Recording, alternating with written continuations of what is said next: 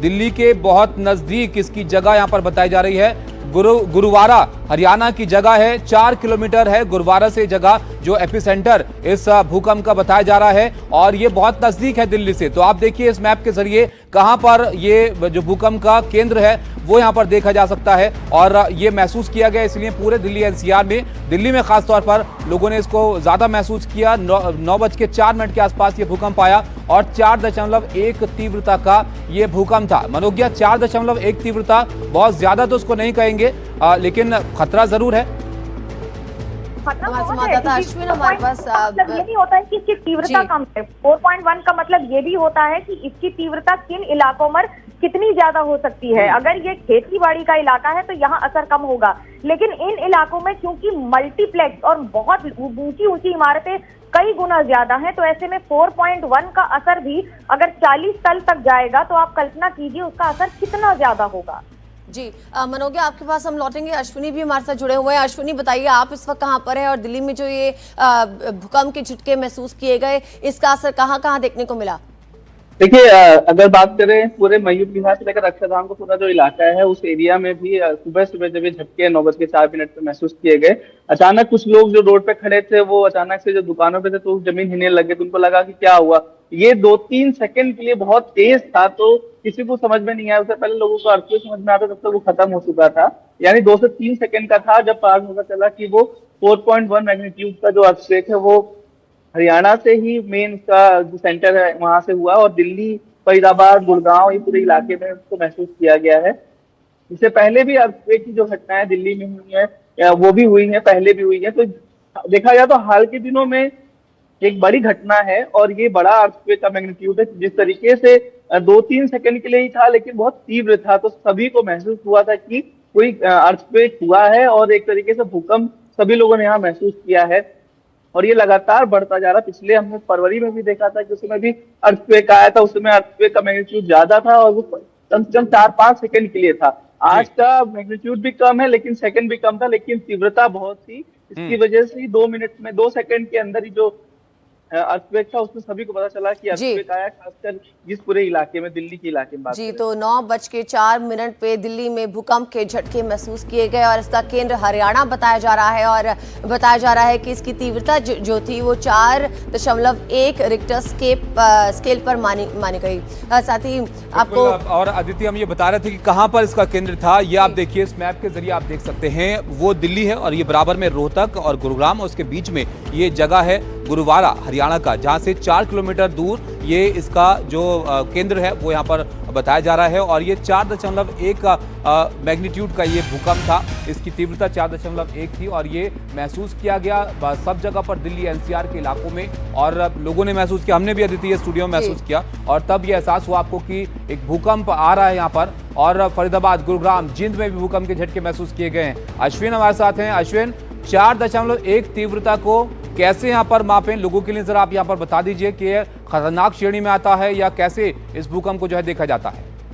देखिए, खतरनाक श्रेणी में इसको नहीं माना जाता, क्योंकि इससे भी जो तीव्रता है वो 7.88 तीव्रता का भी भूकंप नेपाल, भूटान में जब आई थी तीव्रता तब देखी गई थी। तो खतरनाक इसलिए भी है क्योंकि दिल्ली जैसे शहर में इतना तेजी से अगर तीव्रता से भूकंप आता है, क्योंकि यहाँ की जनसंख्या ज्यादा है, एरिया में लोग बहुत ज्यादा है, तो घनत्व ज्यादा होने की वजह से अगर कुछ भी ऐसी घटना होती है जो भूकंप की वजह से अगर कोई बिल्डिंग डिमोलिशन होती है, तो यहाँ पर उसका जो स्कोप है लोगों के डेथ का या लोगों के इंसिडेंट का, घायल होने का, वो बहुत ज्यादा बढ़ जाता है।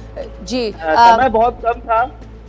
अश्विनी, आपने ये भी बताया कि फरवरी में भी भूकंप आया था और उसका मैग्नीट्यूड भी जो था वो 4 मापा गया था रिक्टर स्केल पे, और आज भी जो भूकंप आया है उसका भी रिक्टर स्केल पे 4.1 जो है मैग्नीट्यूड माना गया है।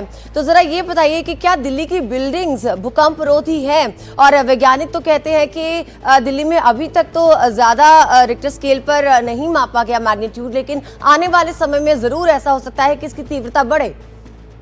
देखिए, पूरे देश में ही अगर आप बात करें, जो भी नया डेवलपमेंट हो रहा है, जो नए बिल्डिंग स्ट्रक्चर्स बनाए जा रहे हैं, उनको इन सब मापदंडों के आधार पर बनाया जा रहा है, क्योंकि धीरे धीरे जो भूकंप के झटके थे वो अब कहा जाता था पहले कि जो मोस्टली हिमालय के एरियाज हैं वहां से ये शुरू होता था, लेकिन अब उसका जो आप देखें असर आपको दिल्ली में भी दिखाई देता है। दिल्ली में भी आपको झटके महसूस होते हैं, हरियाणा में महसूस होते हैं, जबकि हिमालय से बहुत दूर जी। तो जो ये भूकंप के झटके थे पहले जो मोस्टली एक डेंस एरिया था, उनका एरिया पर्टिकुलर लिमिटेड एरिया था जहाँ पे ज्यादातर ये भूकंप झटके महसूस किए जाते हैं, लेकिन अब धीरे धीरे कहा जाए तो उनका एरिया लगातार बढ़ रहा है। यानी कि धीरे धीरे जो हमारा जिस तरीके से हम विकास भी कर रहे हैं, विकास करने के कारण भी जो जमीन का जो नेचर है वो भी धीरे धीरे बदल रहा है। बिल्कुल अश्विन, और ये जो हम तस्वीर यहाँ पर मैप पे भी दिखा रहे हैं, दिल्ली के बहुत नजदीक का ये इसका केंद्र यहाँ पर बताया जा रहा है। दिल्ली में महसूस किए गए, एनसीआर में बताया जा रहा है, और कहीं भी लोगों ने ऐसा महसूस किया कि जमीन हिली? देखिए, हाँ, हरियाणा का फरीदाबाद भी है, गुड़गांव भी है, दिल्ली भी है, हालांकि नोएडा में भी महसूस किया गया, लेकिन कुछ लोग हो सकता है नोएडा महसूस ना हुआ हो, क्योंकि जो सेंटर था वो हरियाणा से, तो हरियाणा के पास दिल्ली पहले आता है, इसलिए दिल्ली में अधिकतर लोगों को ये महसूस जरूर हुआ। 2-3 सेकंड का हो सकता है जो गाड़ी चला है उसको ना पता चला, लेकिन अगर कोई बैठा होगा और उसको पता चला होगा तो निश्चित तौर पे, क्योंकि तीव्रता बहुत ज्यादा थी, जैसा मैंने बताया, कुछ लोग जो बाहर सड़क पे थे उनको भी महसूस हुआ कि कुछ हुआ है। कुछ लोग गाड़ी के अंदर थे, वो तुरंत गाड़ी के बाहर निकल आए, क्योंकि जब से लोगों को बताया गया कि जब भी भूकंप आए आपको कैसे बचना है, तो कहीं ना कहीं जब जमीन हिलती है, अगर किसी को लगता है कि अननेचुरली जमीन हिल रही है, कुछ हुआ है, तो तुरंत आदमी डर जाता है और डर के बाहर तुरंत गाड़ी से आ जाता। तो जो रोड पे सड़क पे लोग थे वो लोग भी तुरंत बाहर आ गए। मैग्नीट्यूड बहुत ज्यादा नहीं बोल सकते, लेकिन तीव्रता ज्यादा थी। मैं बार बार इसलिए कह रहा हूँ क्योंकि 2 सेकंड में ही अगर आपको पता चल जाए कि भूकंप आ रहा है। जी बिल्कुल अश्विन, एक और ये अपडेट यहाँ पर दे देते हैं। आपने तीव्रता की बात की, हम 4.1 इसकी तीव्रता यहाँ पर बता रहे हैं, लेकिन झज्जर में ये 4.8 इसकी तीव्रता रही है, तो वहां पर ज्यादा तेज झटके यहाँ पर महसूस किए गए अश्विन, और ये इस वजह से भी क्योंकि केंद्र वहां से बहुत नजदीक था। जी हाँ, देखिए, जहाँ केंद्र होता है, केंद्र के एरिया में जो होता है वो वहां पे ज्यादा तीव्रता होती है। जैसे जैसे दूरी बढ़ती जाती है उसकी तीव्रता थोड़ी सी कम होती जाती है। इस वजह से आप दिल्ली के इलाकों में आप बात करेंगे 4.1 है, लेकिन आगे थोड़ा सा हरियाणा की तरफ जाएंगे तो वहाँ पे 5 पॉइंट की तरफ भी बढ़ जाएगा, कहीं कहीं 5.8 भी हुआ है। वो डिपेंड करता है कि कितना एपिक सेंटर से पास में आपका एरिया है। अभी दिल्ली, क्योंकि जो गुड़गांव है जहाँ पे एपिक सेंटर था हरियाणा का, उससे लगभग 40-50 किलोमीटर दूर है, इसलिए यहाँ पर 4.1 रिएक्टर पे मैग्नीट्यूड पे अर्थक्वेक महसूस किया गया, लेकिन पास के जो जिले हैं वहां पर ज्यादा उसको। और ये एक और अपडेट आपको देते हैं, करीब 10 सेकंड तक ये महसूस किए गए हैं झटके अदिति, ये अब जानकारी यहाँ पर निकल कर आ रही है। ये आप देखिए, एक बड़ा अपडेट है यहाँ पर, 10 सेकंड तक झटके महसूस किए गए। सुबह 9:04 का वो वक्त जब जमीन हिली और लोगों ने भूकंप यहाँ पर महसूस किया गया। ये इसका केंद्र दिल्ली से बहुत नजदीक गुरुग्राम के पास में गुरुवारा जगह है हरियाणा की, जहां पर इसका केंद्र रहा, एपिसेंटर रहा, और उसके पास जब ये भूकंप आया तो 4.1 तीव्रता लोगों ने महसूस की दिल्ली के आसपास, नोएडा में, गुरुग्राम में, फरीदाबाद में। और ये बताया जा रहा है कि कई जगह पर जो उस केंद्र के आसपास की जगह है वहां पर ज्यादा भी भूकंप के झटके लोगों ने महसूस किए हैं। और 10 सेकंड अभी भी काफी होते हैं 10 सेकंड भूकंप के लिए।